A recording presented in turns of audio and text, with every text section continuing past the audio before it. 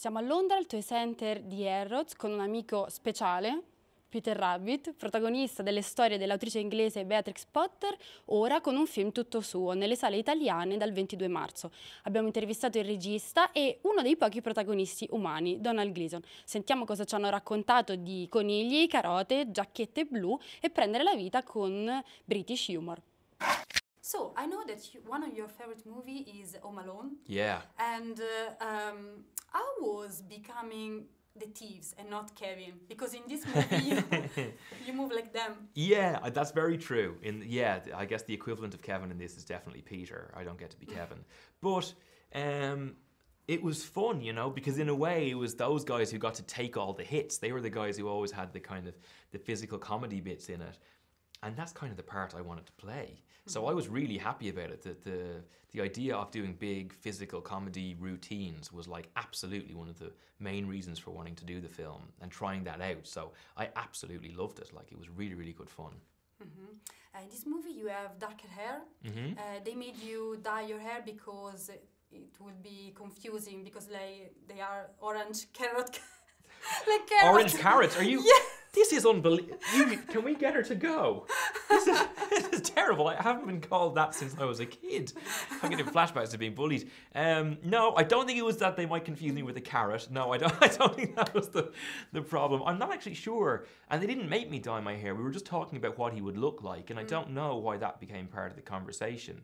At one point, I wondered if we were trying to trick the sun into not giving me sunburn in Australia, because that's where we were filming, by making me have darker hair. But I don't think that was the reason either. I'm not really sure why we did that. By the way, they're amazing, so okay. I can say it, please. So, in this movie, you say, where did they find their jacket? Have you found it? Oh, how, like, yeah. You solved the mystery. No, not. It's still confusing. It's also strange that they live in a world where the humans are terribly confused by the notion of animals talking, but the fact that they wear clothes on their top half is absolutely unremarked upon. I think that's a kind of a strange, like that goose is wearing a hat. Do you know what I mean? Like, that's a weird one. That's a strange thing, yeah. So, but you know, it all makes sense in the movie, hopefully. Have you ever thought about the fact that many of the most successful children's story, Peter Rabbit, Harry Potter, Oliver Twist, are all focused on the main character who has lost his parents or her parents? They talk about orphans. Why do you think that we love this story so much? It's a bit creepy because it's children. Come on. Well, part of growing up is starting to understand yourself and become your own person.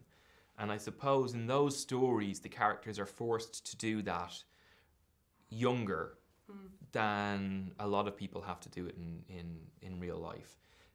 So I think that's definitely part of it. Kind of finding out who you are is probably at the heart of most stories that we tell, whether they're for kids or for grown-ups. And I would imagine that's definitely part of it, being forced to learn that very quickly. I think there's certainly drama involved in that, but I think in the film it's something they try not to dwell on too long because it might get a little bit melancholy. Are you more a country guy or a city guy? I love going down the country, but I do, after a while, the sound of silence, I do start wanting to go out and be around like a lot of traffic. So I don't know, it's the strange one, but yeah, no, I used to imagine that I was a country person, but I think the truth is that I'm more of a city person.